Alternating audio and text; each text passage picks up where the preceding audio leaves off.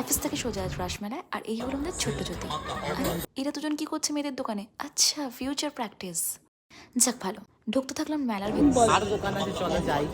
কোথায় যাবি? মোটি কিনতে। কেন বটি বড় নিয়ে কি করবে? কাটবে তো সেই শাক সবজি। আর এরকম হলে ভালো হবে, মানে বড় বড় মাছ যদি নিয়ে আসে তাহলে বড় সরবি সব বড় বড় মাছ কাটবি বটি দিয়ে? মাছ কর কাকুকে, ওই বটি দিয়ে গলা কাটা যাবে কি? আচ্ছা, কি বলে আর এটাকে? সাঁড়াশি। পছন্দ হয়েছে বটি? বটি আর কি? বটি আর সাঁড়াশি নিয়ে নে একটা।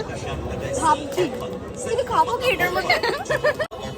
বাজেটে করাবে না, অফিসের বাজেটে। মোটি কেনা হয়ে গেছে। মোটি কিনে নিয়েছো? কোথায় গেল?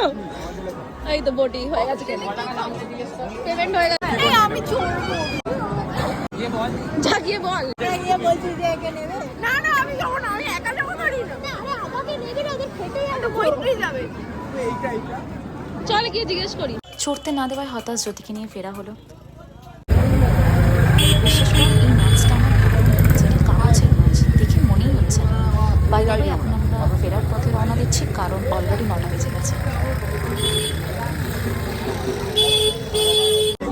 আবার দেখছে শর্মিষ্ঠা, আবার কি কেনা যায় দেখছে। সব থেকে বড়, এটা মাসের শেষ। বাই দ্য ওয়ে, কিছু জিলিপি আর বিস্কুট নিয়ে আজকে